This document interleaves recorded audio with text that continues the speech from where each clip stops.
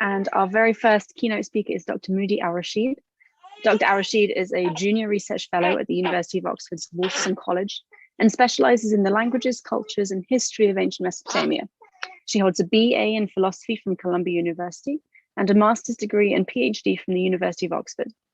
If you've heard anything about cuneiform or Mesopotamia on a podcast or a blog, then you've probably come across her work. She works hard to make Mesopotamia accessible to everyone, including through her amazing Twitter account. And you should definitely follow her if you like cuneiform and or photos of the world's best dogs.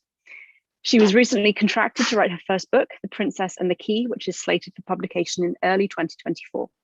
She is our first keynote speaker and will be speaking on the topic of making and remaking ancient history. Moudhy, thank you so much for joining us. Thank you so much for having me, and thank you for that generous introduction. I will apologize because there is a butterfly that is terrorizing me right now, so if I am constantly ducking or like freaking out, that is why. But hopefully it won't it won't be too bad. In the meantime, can everyone see this screen? Yes. Yes, we can. Okay, excellent. So it's really a pleasure to be here today. I'm going to be reading notes, so I'll be looking back and forth because, of course, my printer stopped working about an hour ago. But before I start, I do want to say a huge thank you to the organizers of this conference. It can't be easy to coordinate so many people across so many time zones while working from home in varying conditions, with or without 2-month-old babies, during a global pandemic, no less, and manage nevertheless to put together what looks like will be a fascinating, inclusive conference that's going to hopefully address some of the issues that will try to make the field more welcoming and just generally better place for scholars and non-scholars alike. So thank you so much. Thank you also for having me. I, of course, feel like a total imposter giving a keynote for anything other than maybe a seminar on how to get your dog to swallow flea tablets, which would probably just be a series of photos of me crying into a jar of peanut butter anyway. But nevertheless, I am really grateful and honored to be able to speak today and to get to open today's conference on opening the ancient world. And I hope I can do the subject justice. There are so many brilliant speakers who will discuss a diverse array of research, from podcasting to plagues, space dune to the Tower of Babel, disability to the divine. Without tiptoeing around the difficult issues, the roundtables will allow us to discuss to talk about ways to make the field more diverse and inclusive, along with a series of keynotes that promise to be illuminating, including one later today on decolonization by Dr. Haba Abdul-Gawad. What I hope to do is talk less about history and more about how it's still very much alive and is continuously being made and remade by people in response to the events around them. Climate change, conflict, poverty, instability, and political upheaval are today's first rough draft of history. And ancient history can be a powerful tool in responding to those realities. I'll do this with a focus on Iraq and how history can be a handmaiden to art, politics, development, and much more. We're going to dive right in with the Ma'dan, or the Marsh Arabs, who live in what we might call sort of history, who live what we might call a kind of history, but what for them is very much the now. And they do that every day. This is a photo by Rashad Salim, who is an Iraqi artist and activist based in London, taken in 1977. It shows a marsh Arab with water buffalo, an animal bred and raised by those who live in the marshlands of the Tigris-Euphrates Delta and those marshlands on the border with Iran. Made up of different tribes, they have developed a unique culture reliant on the ecology of the marshlands. To quote Ali Khader of the British Institute of the Study of Iraq, it is a way of life that has been cultivated for thousands of years. Indeed, the lives of the minority and traditionally, sometimes violently marginalized Marsh Arabs open up a window onto the lives of their distant ancestors. For millennia, they have made their home at the juncture of the Tigris and Euphrates rivers, where a flooded grassland has created a micro-ecosystem rich in plant and animal life. Like their ancestors, they rely on the marsh's resources, like reeds. This is a photo of a woman collecting reeds taken by Mr. Khader in 2018.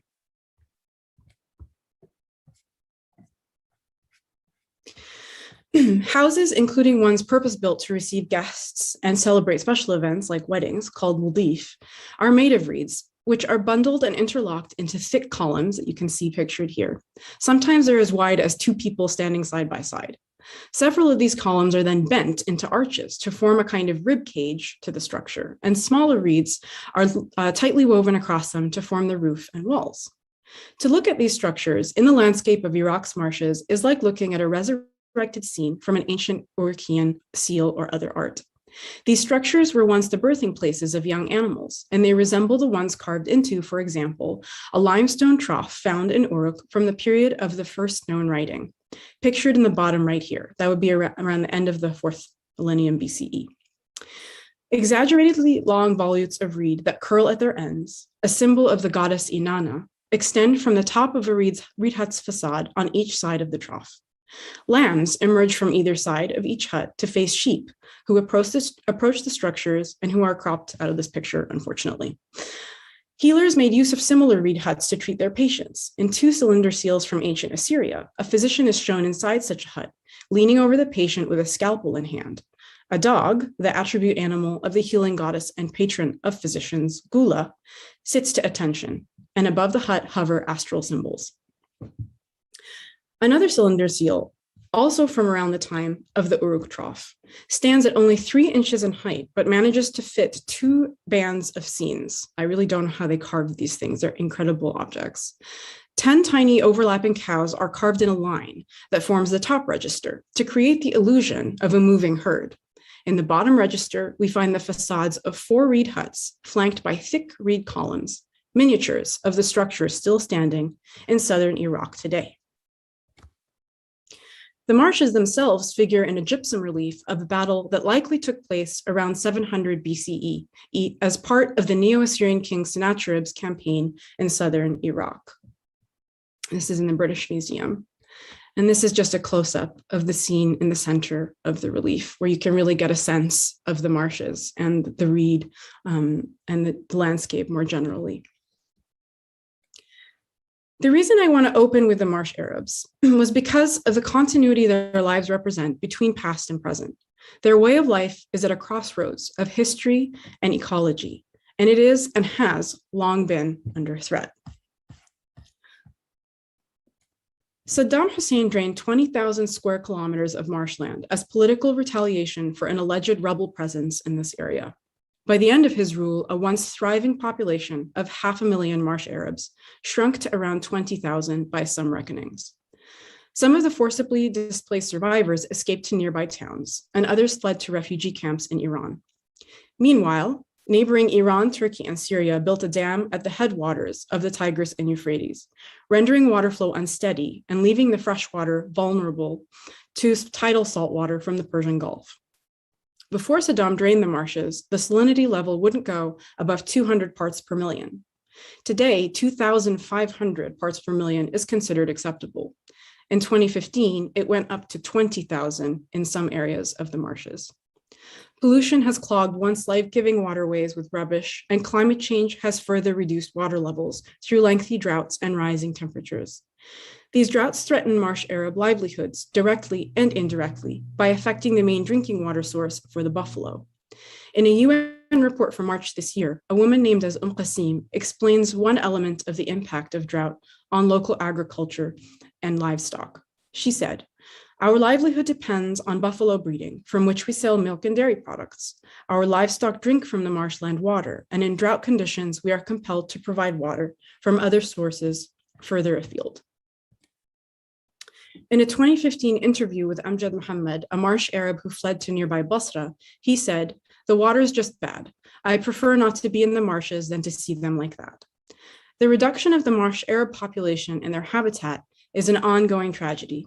Their lives and the lives of those like them in other parts of the world should be on our radar as we think about ancient history, who it includes, who it serves, and how it can be used to improve people's lives today. Let's move up the Tigris and Euphrates from the marshlands and their ancient and modern inhabitants for a moment toward Assyria. This is a painting by an Assyrian artist named Ashuraita Khashaba that shows a bleeding pomegranate wrapped tightly in a hand that extends from a forearm, itself wrapped tightly in the modern Assyrian flag. Her Instagram handle is there as well if you want to explore any of her other art. This is another work of art by an Assyrian woman named Esther Elia. It is accompanied by a prayer to the god of writing, Nabu, which reads, Nabu, be my guide as I relearn what was forgotten. Nabu, be my guide as my hands trace pages of unfamiliar scripts. Nabu, be my guide as my tongue takes new shapes and ways of speaking. Nabu, be my guide as I search for the hard truths of complicated histories. Nabu, be my guide as I struggle to understand what it means to be both victim and oppressor. Nabu, guide my pen as I draw, write, think. Let wisdom be my close companion. Nabu, be my guide as Assyrian comes to mean peacekeepers, those in solidarity with oppressed peoples, writers, thinkers, philosophers, poets, artists, and prophets. Her Instagram handle is also in the corner if anyone wants to explore any of her work, which is amazing. Elia's poem begins with the line, Nabu, be my guide as I relearn what was forgotten.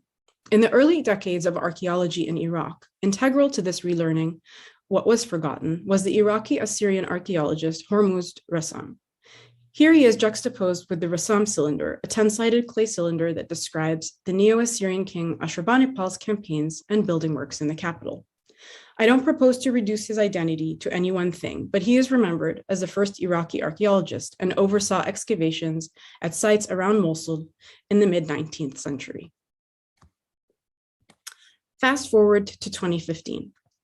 What Rami, an Assyrian astronomer living in Australia, is talking about in this tweet, of course, is the attempted destruction by Daesh of sites and artifacts from Iraq and Syria, of culture, and of the people that culture belongs to.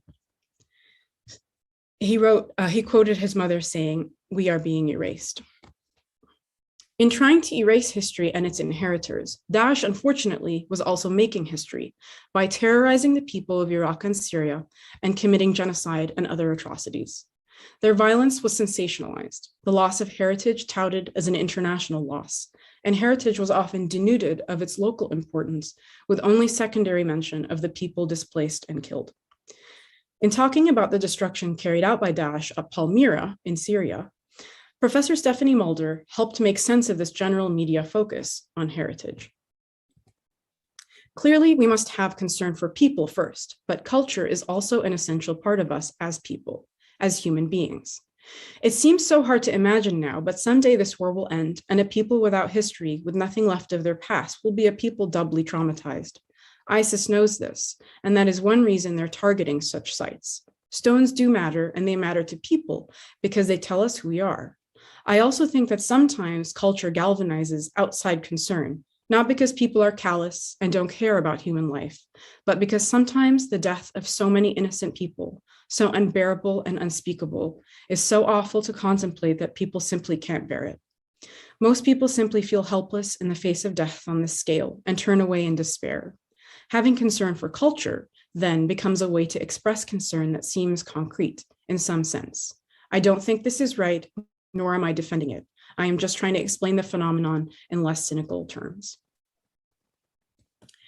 Professor Zainab Bahrani, an Iraqi historian of the ancient Middle East at Columbia University, offers another perspective that similarly prioritizes people and tries to make sense of the focus on heritage as an integral part of the people subjected to Daesh violence. What I see happening is almost a fear of the past. If they didn't feel so threatened by the past, why would they want to wipe it out? Their propaganda doesn't work as long as a tangible past is around. They just want to slowly destroy one thing after another in order to get the world's attention, and I'm not interested in giving them that kind of attention. The destruction of the monuments is really the least of it, though, because all of these people are being killed and displaced and tortured and taken into slavery. With this difficult background in mind, what I want to focus on now is how history figured in post-conflict healing and reconstruction, and in the political upheaval that followed in 2019 and 2020. Art has been one way people have reclaimed heritage and tried to resurrect what was lost. It provides a relatively accessible, often uncomfortable, and often moving way to make and remake history. Much as I don't want to share the next photo, it provides essential context for the one that follows, which is far more hopeful, so I hope I will be forgiven. A video in 2015 showed a Daesh fighter drilling into the face of a stone lamassu. The late Iraqi archaeologist Lamia al-Ghailani said of this image, "Really, I find it the most iconic of what ISIS destroyed is going and boring the eyes of the bull." She went on to provide context for the act that has its roots in ancient history. Armies in the ancient world engaged in targeted vandalism when they sacked cities, often specifically involving attacks on images of the king in statuary and relief. To defeat a king, you had to destroy his images. Many of you may remember Iraqi-American artist Michael Rakowitz's work on display on the fourth plinth at Trafalgar Square in London. In the sculpture, he recreated the lamassu destroyed by Daesh using date cans. The work was never meant to replace anything, but rather to haunt us. It forms part of a larger work called The Invisible Enemy Should Not Exist. The ongoing work began in response to the looting of the Iraq Museum back in 2003. As the artifacts disappeared, he said, I was waiting for the loss to translate into outrage and grief for lost lives, but it didn't happen. So I had the idea of these lost artifacts coming back as ghosts to haunt us. And here we see a Sumerian statue that was looted and its recreation by Michael Rakowitz. His project evolved in response to Daesh violence in Iraq. And Rakowitz's work not only reconstructs the ancient artifacts in a modern way that does what art often does, makes us slightly uncomfortable, but it represents an attempt to reconstruct the looted and destroyed artifacts. It is remaking history in response to events that made history for their attempt to destroy history. There's a lot going on here, which I can't fully capture in a few slides. What I find so compelling about Rakowitz's work is that it uses art in such a powerful way to evoke what was lost and learned, and to do what we as historians do, reconstruct, in a slightly different way. History is lost and recovered in many ways. Organically, it can be lost because, for example, people build stuff on top of other stuff, or they abandon places that are no longer habitable, leaving them to be buried by the elements. In some cases, the tools of history and archaeology, including listening to the people who have survived their ancestors, can be used to reconstruct the past. Fragments of pots, clay tablets, bricks, and bones are reassembled to tell a story, and alongside that formal process, there are living people. The Marsh Arabs still build houses, breed buffalo, and live symbiotically with their land like their ancestors thousands of years ago. As historians, we can help with this reconstruction by continuing to do, teach, and share history and its tools, and to empower those from the region where this history took place to do the same thing, something I'll revisit at the end of this talk. But history is not just lost organically. It sometimes gets systematically targeted and destroyed. In such cases, there are other tools for reconstruction. There is literal rebuilding, like UNESCO's Revive the City of Mosul project, that seeks not just to recover the city's iconic heritage sites, but to empower its population in that process. Art is another one of those ways, as with the work of Michael Rakowitz. It's an end in itself, but it can also play an important role in remembrance and healing. Another artist whose work aims to rebuild something of that history that he connects to is Assyrian artist Ninos Thabit. In the wake of Daesh destruction, he said that through his work, quote, I want to send a message to the world saying, we want to rebuild our civilization and continue to grow artistically. This is from a recent digital exhibition of the work of refugee and displaced artists called Displaced Bodies and Hearts. It's pretty easy to search, but it's another work by Ninos Thabit that showcases his work. He also does quite a lot of interesting metal work that recreates reliefs from ancient Assyrian Babylonia, including the relief at the top of the Hammurabi stele, which is very cool. This brings us to the way history figured in the 2019 to 2020 protests in Iraq, to which we now move. And this is similar to the statue that we saw earlier, the Sumerian statue that we saw earlier wearing a gas mask. Cuneiform survives on clay tablets that record languages we understand to be dead, but the script itself is very much alive. Here is an enormous piece of art painted onto the roof of a parking garage near Sinak Bridge. The area was the site of indiscriminate violence against protesters on the 6th of December, 2019, and the stairwell of the parking garage was set on fire by gunmen, trapping hundreds of protesters inside. It became something of a symbol. And in the style of cuneiform, the artist Osama Sadiq painted the word salam, which means peace in Arabic. Here, the same artist has painted Ama Gi, number 4, if we're being technical, which was a term for manumission in Sumerian administrative text that literally translates to return to the mother. It has taken on the meaning of freedom and has been remade to fit the modern context of protest against corruption and authoritarianism. The 3D character of cuneiform script is even preserved in this mural, which I think is really cool. And again, this is an Instagram handle for the artist whose work I'm showing.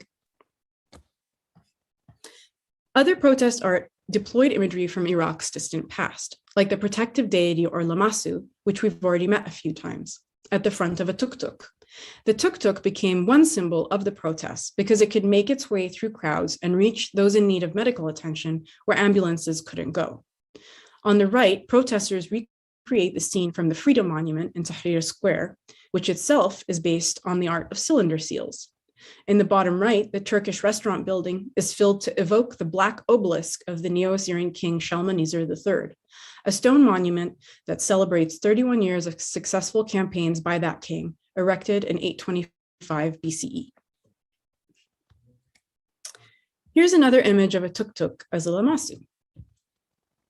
I don't know who to credit this image with because I have searched for that watermark in reverse and I just can't seem to find it anywhere. So if anyone does know who to credit this with, please do drop it in the chat or let me know otherwise.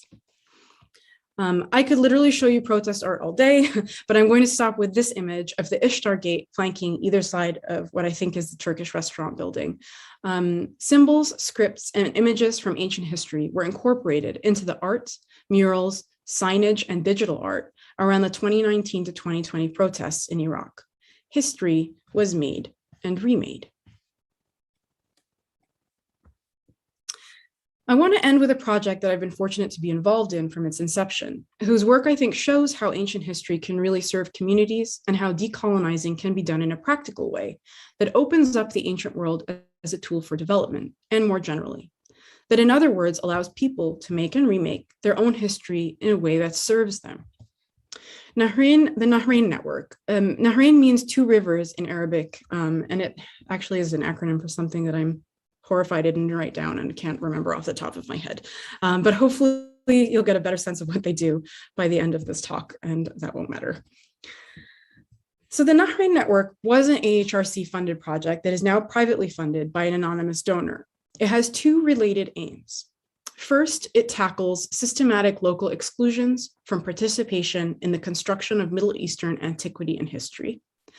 And second, it tackles massive population growth coupled with endemic instability, poverty, and youth unemployment. And this is from their website out of UCL. The first point directly addresses the deracination of ancient Middle Eastern history and archaeology. Deracination means to pull up by the roots, and here it refers to the early context for knowledge production about Middle Eastern history, in particular about in the archaeology of ancient Iraq, which was conditioned by imperialism and Orientalism. Nahrein hopes to address the systematic exclusion of students and scholars in Iraq and neighboring countries from knowledge production about their own history by empowering them in practical ways to do that history and reclaim that heritage. The second point is tackled together by supporting projects that, for example, train young people in archaeology, traditional crafts, tourism, or public history, and by supporting projects that create jobs. So the project tackles these 2 issues in ways that draw from cultural heritage and ancient history. Nahrein has re-engaged academics in the Middle East in collaboration with global academic communities that prioritizes the production of research about the region by those in the region. It supports training programs, peer mentoring, and support for participation and leadership by minorities. It hopes to improve the employability of humanities graduates through the development of transferable skills gained through heritage research and work, something I imagine many of us are familiar with. And it promotes ancient history as a safe post-conflict space for learning, debate, and reconciliation. Nahrein does a lot, and it sets an important example that can perhaps be expanded or replicated someday, and that either way speaks to the point I'm trying to make about the ways ancient history can be made to serve the present and the people in the present, and how it can be opened up to people outside academia in meaningful, accessible ways. In the project's own words, We enable people across the region to reclaim their ancient heritage as local history, putting it to constructive use for their communities. The network harnesses interdisciplinary humanities, research, and education to help Middle Eastern universities, museums, archives, and cultural heritage sites build their capacity to contribute to the country's economic, cultural, and social development in the years ahead. To give an example, Nahrein funded a project on the revival of watercraft heritage, revisiting the Marsh Arabs that we started with. Led by Iraqi artist Rashad Salim, whose photo of the Marsh Arab with buffalo we saw earlier, this project examined the relationship between relatively recent Iraqi marshland boats and ancient boats known from the archaeological record. The project combined information about Iraq's marsh canoes through oral history work with the marsh communities and archival data on the one hand, with available archaeological data on the other to recreate the older canoe. One aim of the project was to sustain traditional craft practices by developing new uses for traditional boats in, for example, tourism. A more recent project centers on al-Hira, a crossroads of late antiquity between the Hijaz of Saudi Arabia and the wider region, and the relationship of this site to those living in nearby Najaf. Dr. Amal al-Bakri, Vice Dean of the Faculty of Archaeology at the University of Kufa, pictured here, visited Najaf's various state and societal institutions, including schools and even police stations, to explore how its residents understand and engage with al-Hira's past, with the goal of ultimately encouraging public history of the site in lieu of traditional research that leave out the input of those in the area, or that left out the input of those in the area. To quote the coordinator of Nahrein, Dr. Mahir Katham, encouraging Iraqi researchers to engage with society has many benefits, not least in developing stronger linkages between Iraq's universities and communities, which for decades have remained disconnected and therefore need to be strengthened over the next few years. And that's taken from this blog post that he wrote for the Nahrein Network. A more recent project centers, Nahrein funds diverse projects. Oh, sorry, no, here we are. Anyway, this is another project that they do that I obviously cannot find my notes for, documenting the lives of Bedouin nomadic populations in the areas around Najaf and Basra, with a focus on camel drivers and shepherds. And it's interesting because nothing like this has been undertaken since the 1960s. And the kinds of questions they were asking to the Bedouin populations, the Bedouin were responding by saying, no one has talked to us about these for like tens and tens of years. So it's a project that was sorely needed, especially as Bedouins respond to threats from, for example, climate change. So the project is hopefully going to find ways to support that minority population, as well as learn about the traditional ways of life that have sustained them through various crises, including climate change. Nahrein funds diverse projects, ones that center on local heritage sites that address the needs of minorities and marginalized populations, that target educational infrastructure, that mobilize art and ancient crafts to promote post-conflict independence and healing, and overall, projects that in some way support development in Iraq and the other countries where its grants are offered.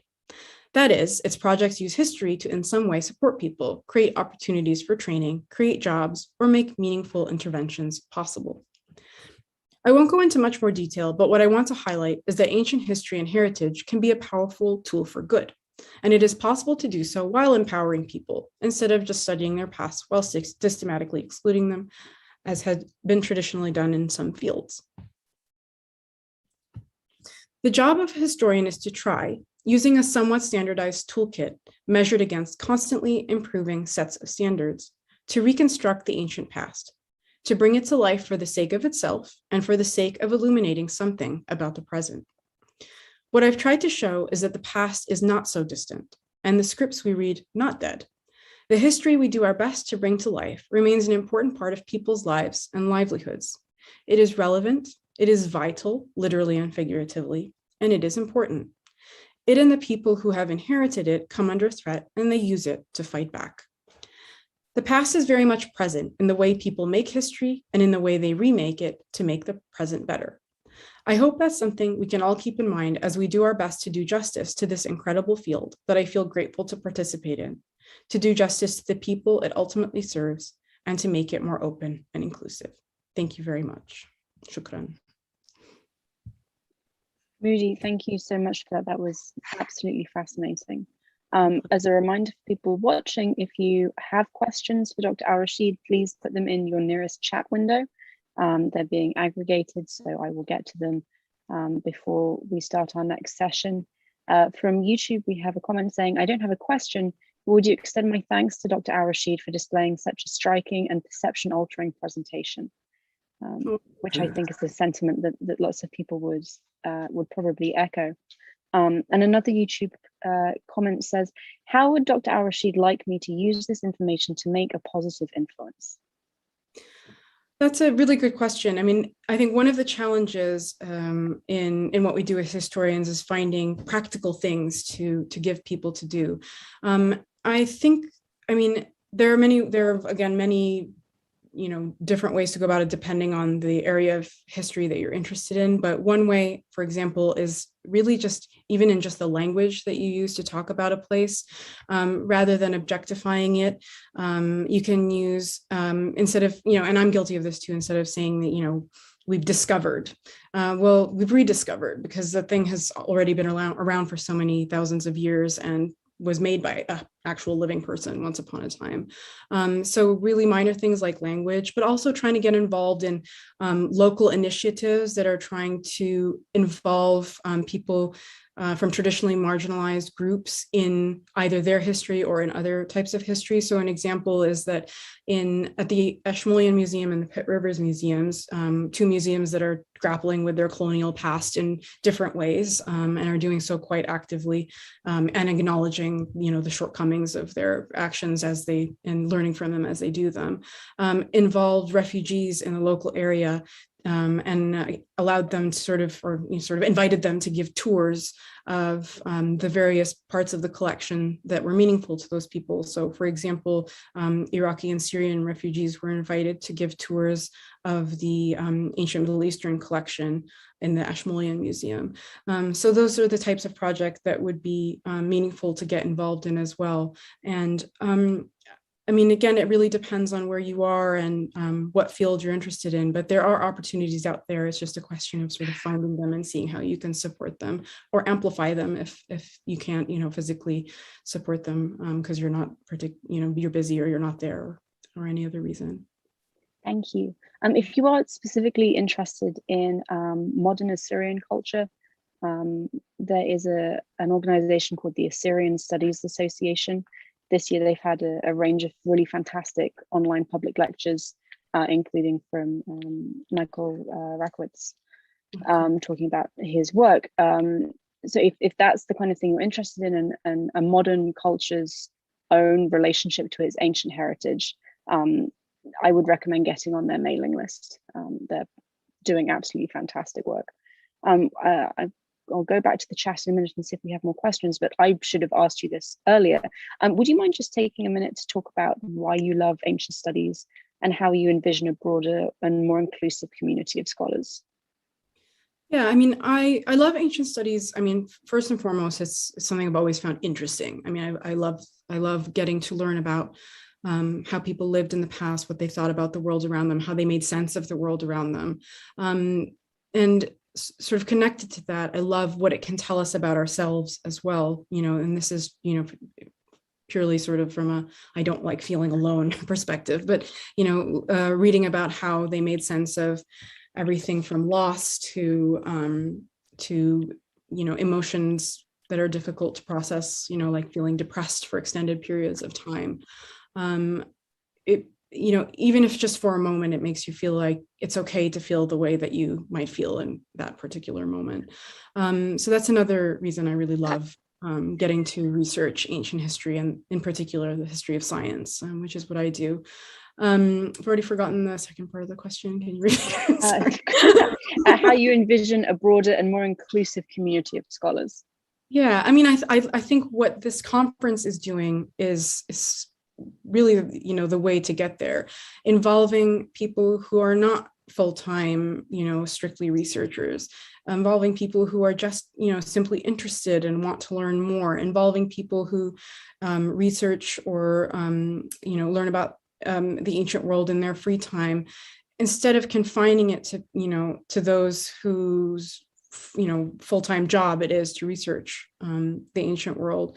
Involving, just those who are interested is really the first step, but also trying to involve those to whom the history, or, one way to say it is to whom the history belongs, like what the Nahrein project is doing. I think that's a sort of more targeted, more practical way to bring ancient history to a wider audience. But I really think what this conference is doing is amazing, and I'm really just so happy to be participating in that.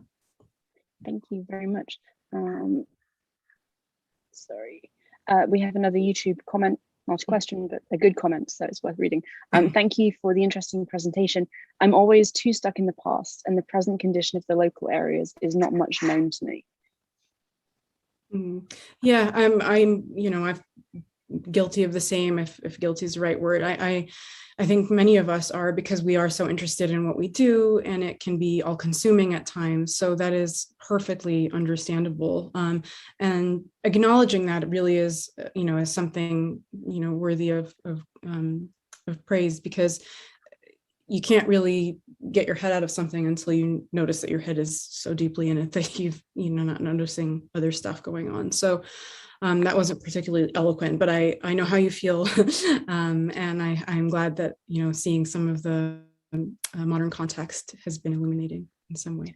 Yeah, I'm going to echo both the comment and your response. It's having spent so much time formally studying the history of the area, it was only relatively recently that actually it kind of got through my brain that this is a modern living community and culture, and that actually it's important for us to recognize that, and to recognize that there is continuity. I think we're very guilty of it in the Assyriology side of things, of viewing Mesopotamia as something that is completely in the past and has no modern descendants almost. Whereas look at it's seen as the forerunner of the whole of Western civilization, but Mesopotamia doesn't get that same direct line drawn between the ancient past and modern cultures. Yeah, absolutely. We do not appear to have any more questions. I muted myself. Well done, me. We do not appear to have any questions from the audience. So we are going to say thank you, Dr. al-Rashid, again for joining us. This was absolutely fascinating. Thank you. Of course. And I think, Christian, you were going to chime in here? I actually did have a question. It's maybe a little off topic, but I was thinking about it when you were showing the dwellings of the Marsh Arabs and looking at the depictions of those dwellings on ancient Mesopotamian art. We have very similar things from ancient Egypt and very similar dwellings. And there's, as far as I know, there aren't, oh, sorry, is someone in the waiting room? As far as I know, there aren't great modern parallels, but I always look to the Marsh Arabs for the modern parallels that I can find. I wonder if you've ever looked at cultural connections between those groups and building styles and things of that sort. Between Egypt and Iraq, is that what you mean? Yes, the people who dwelt in the Delta built very similar. I mean, the buildings that they build, reed dwellings, look almost identical. And I don't know whether there's any connection. I've wondered about this forever, so I thought I should jump in and ask while I have the chance. I have no idea. I didn't know that. And one thing I am very guilty of in this field is not doing enough comparative stuff within the ancient world. So that's really interesting to know. I maybe something worth both of us, maybe putting our heads together on, because that would be really interesting. I'll send you an email. Sounds good. Thank you. Yeah. Thank you very much for your wonderful talk. Thank you.